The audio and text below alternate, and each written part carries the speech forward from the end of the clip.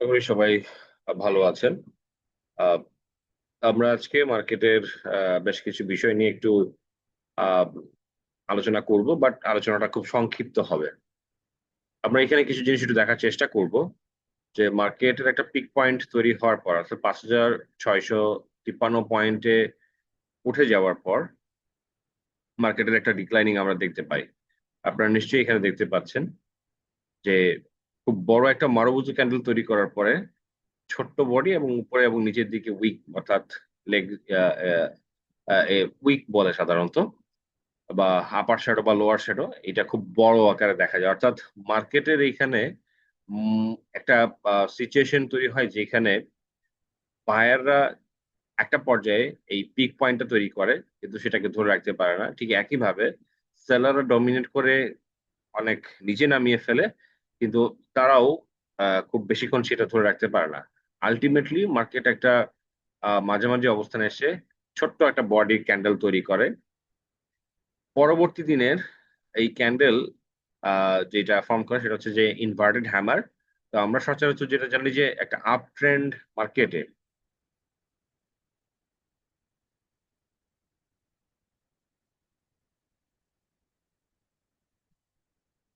ওকে আমরা হাইলাইটার দিয়ে দেখি, অর্থাৎ এইটা একটা হাই আপ ট্রেন্ড মার্কেট।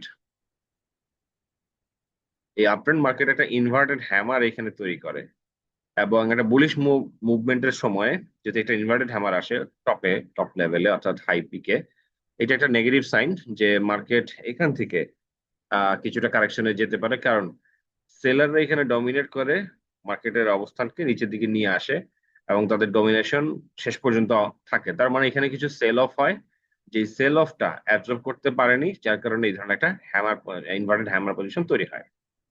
পরবর্তীতে দুইটা নেগেটিভ ক্যান্ডেল এটা একটা কনফার্মেশন দেয় যে এইখানে বেশ ভালো পরিমাণের একটা সেল অফ হয়েছিল। আহ আমার 1 মাস আগের যে ভিডিওটা আমি পাবলিশ করেছিলাম সেইখানে এই ব্যাপারে মোটামুটি আলোচনা করেছি। আজকে আমরা দেখব যে ঈদের কিছুদিন আগে, অর্থাৎ ঈদের যে বড় বন্ধটা ছিল সেটা ক্লোজিং এর আগে এবং তারপরে আমরা দেখতে পাচ্ছি, আমরা এখানে একটু হাইলাইটারটা নিয়ে আসি, পরপর দুইটা আহ, আমি আরেকটু জুম করে নেই, অর্থাৎ এই জায়গাটাতে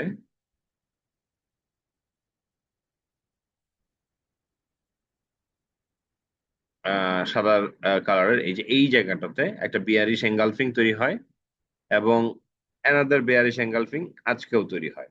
সো দুইটা বিয়ারিশ এঙ্গালফিং এর কারণে বোঝাই যাচ্ছে যে মার্কেটে খুব বেশি রকমের আহ আস্থাহীনতা এখানে দেখা যাচ্ছে, এবং এই আস্থাহীনতা কন্টিনিউ করার কারণে আমরা দেখতে পাচ্ছি যে মার্কেটের একটা ডাউন ট্রেন্ড চ্যানেল তৈরি হয়েছে। আমরা যদি এটা একটু আঁকার চেষ্টা করি, এই একটা, আবার এই জায়গা থেকে যদি আমরা আঁকার চেষ্টা করি তাহলে এই একটা। তো আমরা দেখতে পাচ্ছি যে এই ডাউন ট্রেন্ড চ্যানেলের এই চ্যানেলটাকে ফলো করার চেষ্টা করছে, অর্থাৎ এই ডাউন ট্রেন্ড চ্যানেলটাকে কিন্তু ফলো করার চেষ্টা করছে, অর্থাৎ রেজিস্ট্যান্স ফেস করে করে কিন্তু মার্কেট একটা কারেকশন হচ্ছে। এখন আমাদের একটা বিষয় এখানে একটু মেজার করা দরকার যে ফিবোনাচি দিয়ে অ্যাকচুয়ালি আমরা মার্কেটের আহ, যে সাপোর্ট এবং রেজিস্ট্যান্স জোন সেইটা কিন্তু আমরা ফাইন্ড আউট করতে পারি। তো আমরা সেটা একটু করার চেষ্টা করব, আপনারা একটু আহ, দেখতে থাকুন।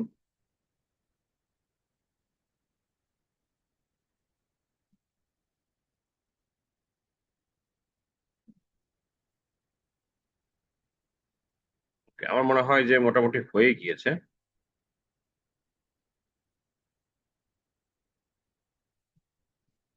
ঠিক আছে, তো আমরা বটম এবং টপটাকে নিয়ে যে এই ফিবোনাচি সিরিজটাকে আমরা নিয়ে এসেছি, সেইখানে আমরা দেখতে পাচ্ছি যে মার্কেটের একটা সাপোর্ট জোন তৈরি করেছে, অর্থাৎ সাপোর্ট পেয়েছে, সেটা হচ্ছে 23.60% ফিবোনাচি রিট্রেসমেন্টে, অলমোস্ট 5,000 পয়েন্টের কাছাকাছি।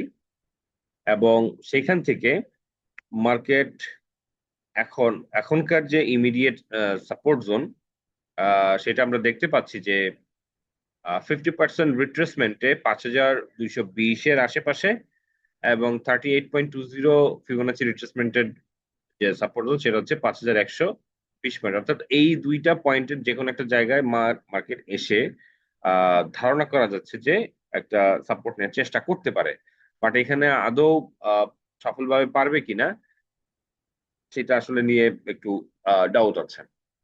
তো আমরা এখানে ফিবোনাচি রিট্রেসমেন্ট দিয়ে মার্কেটের সাপোর্ট জোনটাকে আইডেন্টিফাই করার চেষ্টা করলাম। একটা হচ্ছে এই 50% রিট্রেসমেন্ট, আর একটা হচ্ছে এই 38.20% রিট্রেসমেন্ট। এবং এই জিনিসগুলো যদি হয় তাহলে এই চ্যানেলটাকেই কিন্তু কন্টিনিউ মানে ফলো করে কন্টিনিউ করতে পারে। এমন তো অবস্থায় আমরা দেখতে পাচ্ছি যে মার্কেটের ফান্ডামেন্টাল স্টক গুলো খুব একটা বেশি ভালো করতে পারছে না। মার্কেট টার্নওভার তুলনামূলকভাবে কম থাকছে, এবং একই সঙ্গে মার্কেটের যেগুলো গেইনার লিস্টে আছে আমরা একটু সেগুলো দেখে আসার চেষ্টা করি।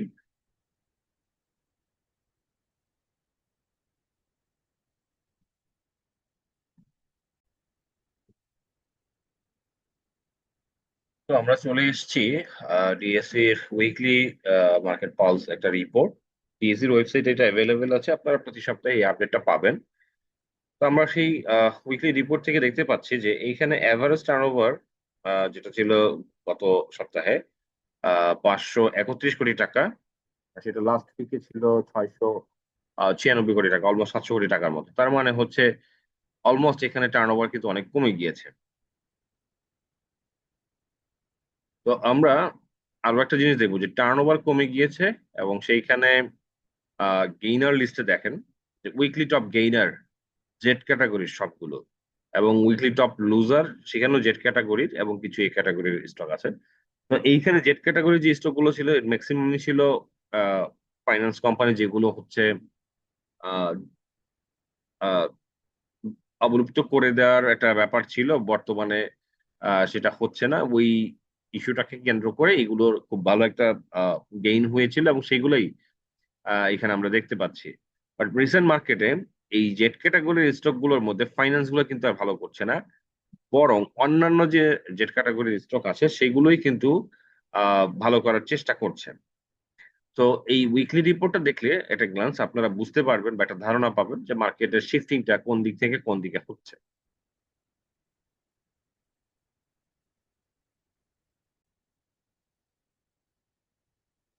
তো আমরা দেখতে পাচ্ছি ডিএসসির ওয়েবসাইটে যে যে স্টক গুলো আজকের দিনে গেইনার লিস্টে ছিল সেগুলোর বেশিরভাগই ছিল নন এনবিএফআই কোম্পানি। এর মধ্যে কিছু ছিল মিউচুয়াল ফান্ডের, কিছু অন্যান্য সেক্টরের।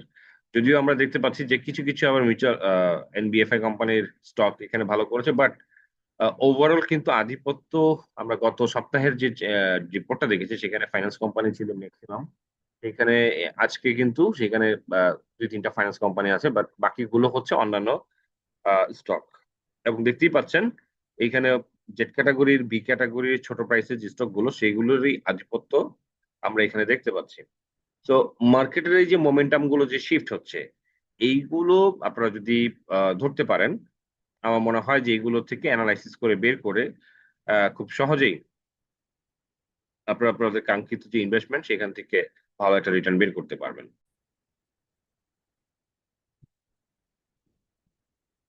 তো এই ছিল আমাদের আজকের টেকনিক্যাল অ্যানালাইসিস। ফার্দার এটা সাপোর্ট, মার্কেটের সাপোর্ট এবং রেসিং জোন গুলো আমরা এখানে দেখানোর চেষ্টা করেছি।